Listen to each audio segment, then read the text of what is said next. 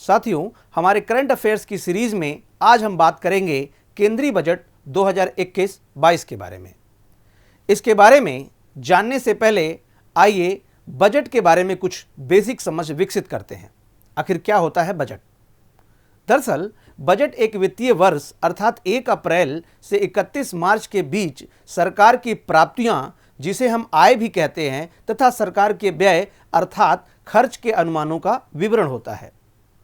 अर्थात बजट में यह बताया जाता है कि सरकार को वित्तीय वर्ष में कितना इनकम हो सकता है और कितने का खर्च किया जाने वाला है। बजट के बारे में भारतीय संविधान के अनुच्छेद 112 में वर्णन किया गया है, लेकिन यही आपको बताते चलें, भारतीय संविधान में बजट शब्द का प्रयोग नहीं किया गया है। इसके लिए वार्षिक आर्थिक विवरण शब्द का प्रयोग किया गया है। बजट के इतिहास को अगर खंगालने की कोशिश करें तो हमें पता चलता है कि बजट शब्द फ्रांसीसी शब्द बुजे से मिलकर बना है, जिसका अर्थ होता है चमड़े का बैग। इंग्लैंड में इसे जादू का पिटारा भी कहा जाता था, क्योंकि इसी बैग से विभिन्न प्रकार की योजनाएं जारी की जाती थी। वर्तमान सरकार ने काले चमड़े के बैग में बजट डॉक्यूमेंट्स को लाने की प्रथा को समाप्त कर दिया है। अब बजट डॉक्यूमेंट्स को लाल कपड़े में लपेटकर संसद में पेश किया जाता है। सरकार ने ऐसा इसलिए किया क्योंकि भारत का पारंपरिक व्यापारिक वर्ग अपना बही खाते का लेखा जोखा लाल डायरी में ही रखता है। बजट में कुल 3 प्रकार के अनुमानों को व्यक्त किया जाता है।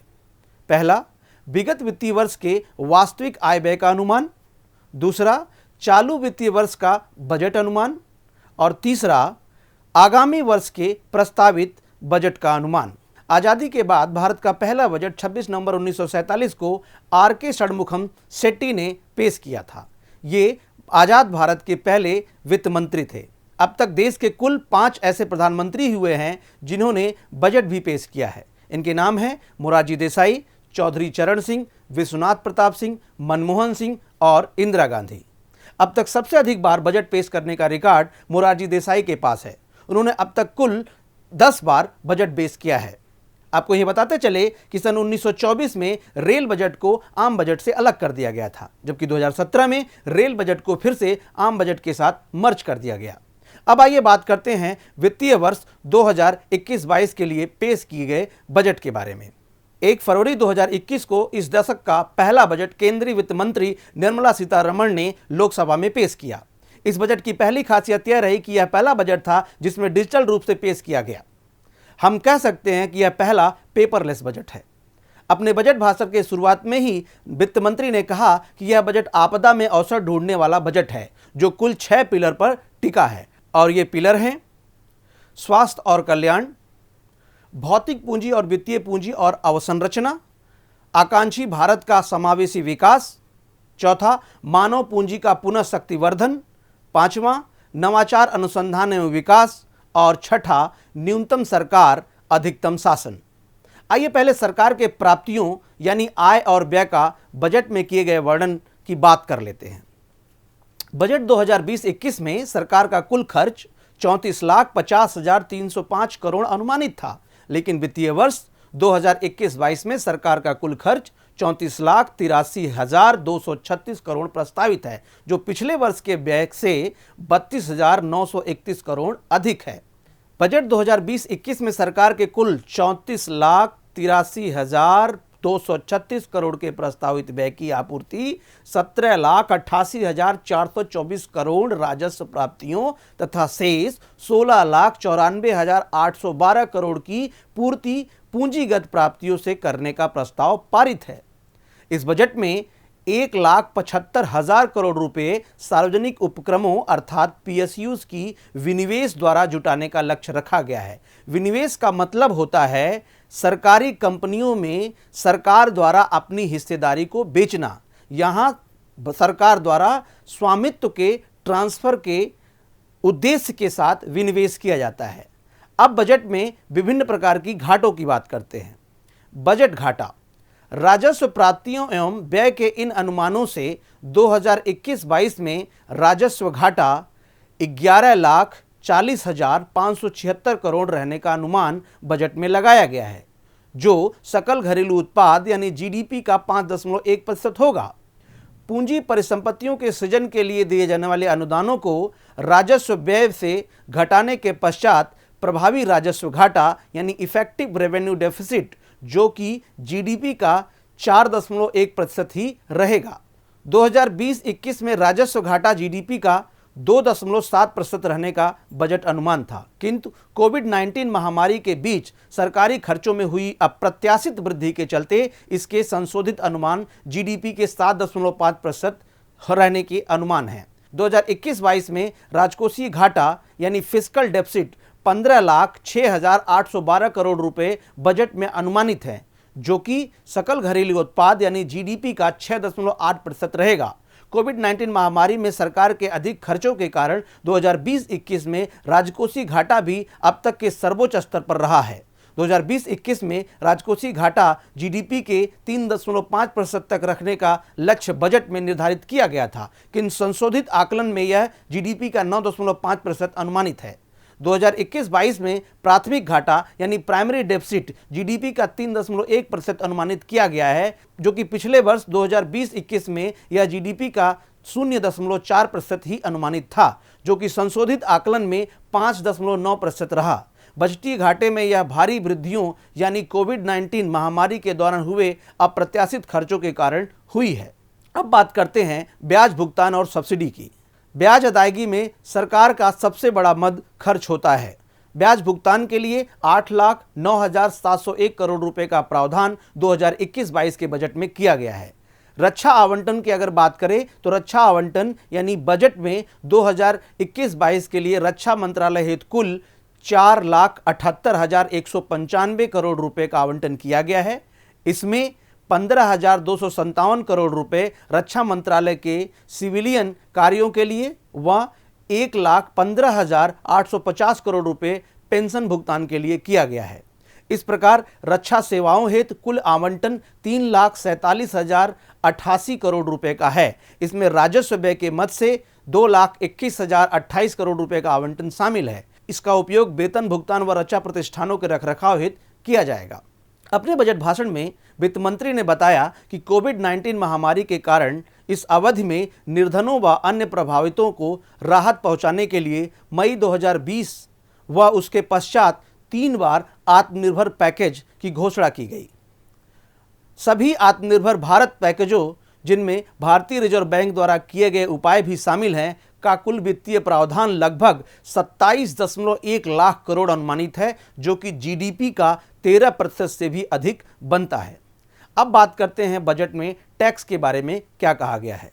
सरकार को कार्य के लिए धन की आवश्यकता होती है और सरकार इसके लिए कर लगाती है, यानी सरकार के आय का सबसे महत्वपूर्ण स्रोत कर होता है। कर के बारे में कहा जाता है कि यह नागरिकों का एक आवश्यक भुगतान होता है, जिसे उन्हें सरकार के या राज्य के संदर्भ में करना पड़ता है।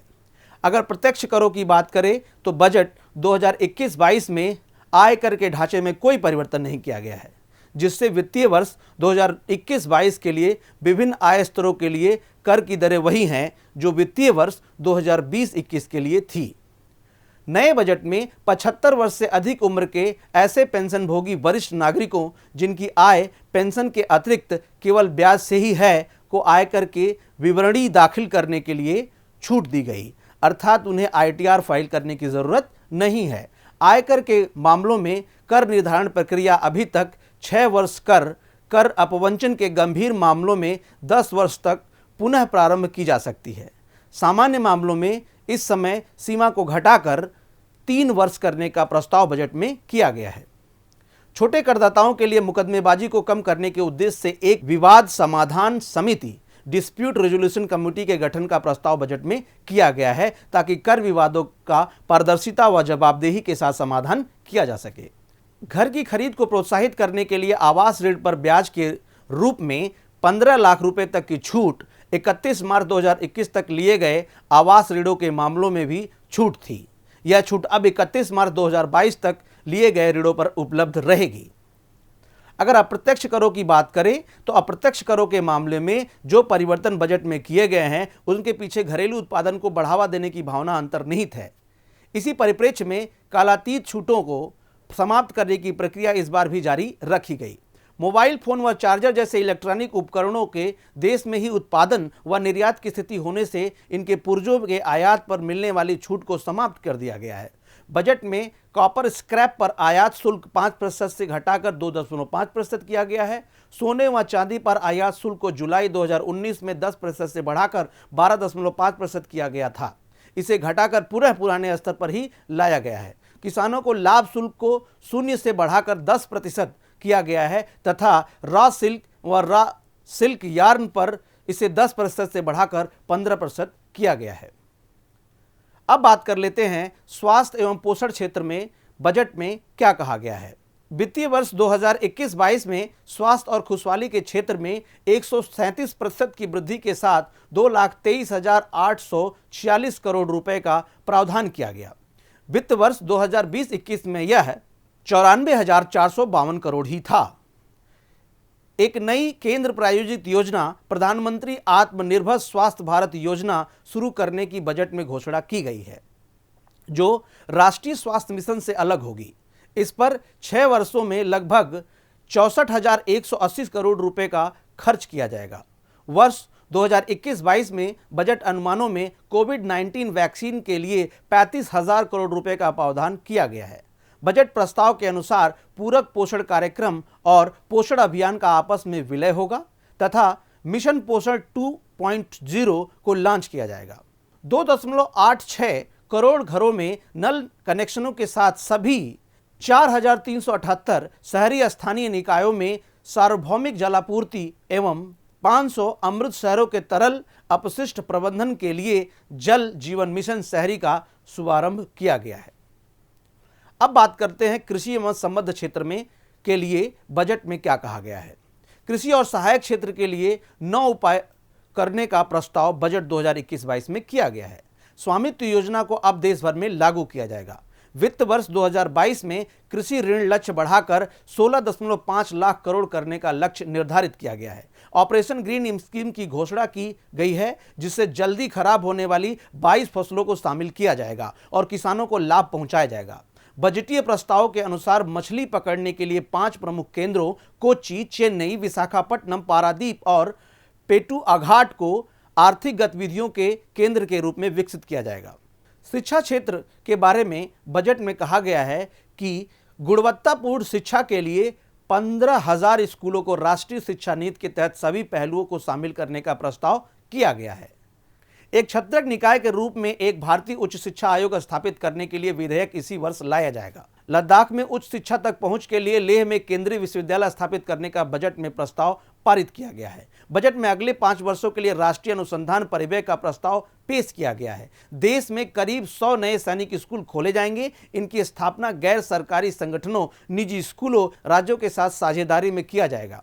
अनुसूचित जाति के 4 करोड़ विद्यार्थियों के लिए 35,000 करोड़ रुपए की घोषणा इस बजट में की गई है।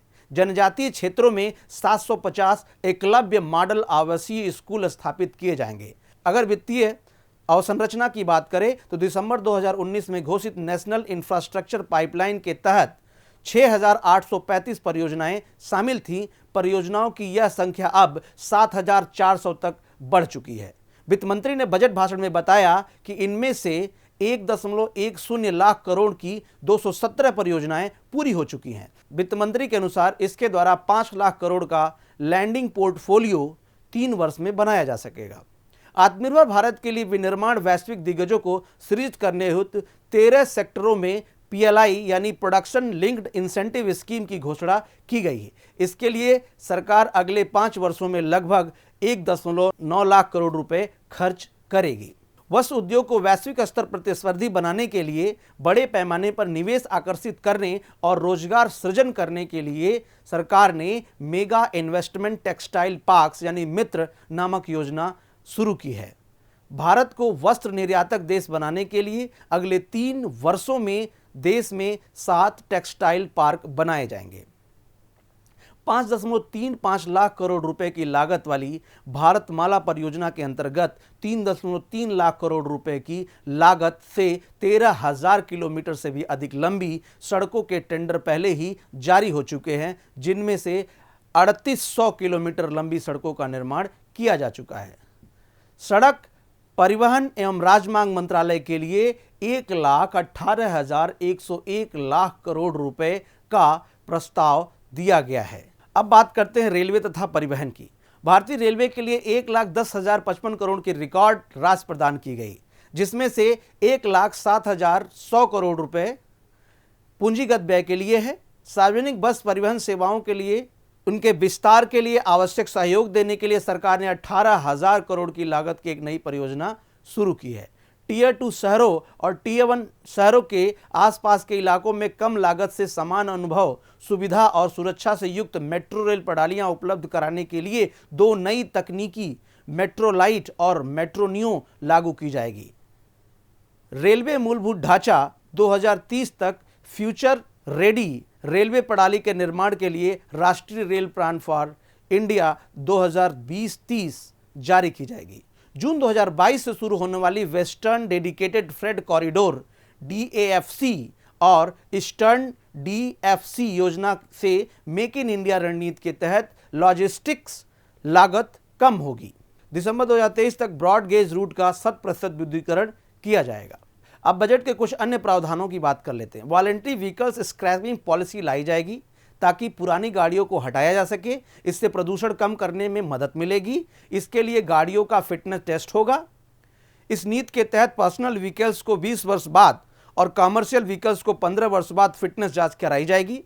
स्वदेशी न्यूमोकोकल वैक्सीन वर्तमान में 5 राज्यों में तक ही सीमित है। इसे देश भर में शुरू करने के लिए घोषणा बजट में की गई। इसका उद्देश्य प्रति वर्ष 50,000 बच्चों की मौत के मुंह में जाने से बचाना है।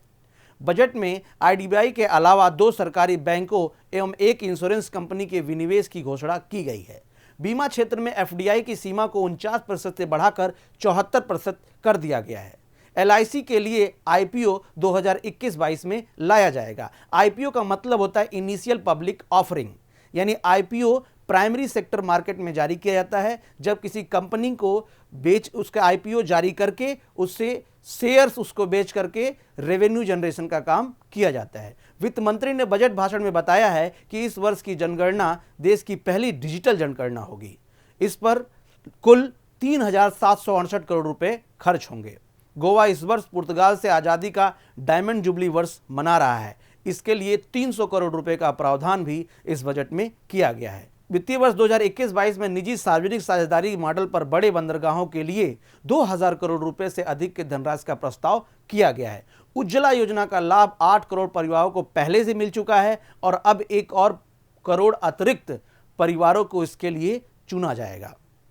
अगले 3 वर्षों में शहरी गैस वितरण नेटवर्क में 100 अतिरिक्त शहरों को जोड़ा जाएगा। जम्मू व कश्मीर संघशासित क्षेत्रों में एक गैस पाइपलाइन परियोजना शुरू की जाएगी।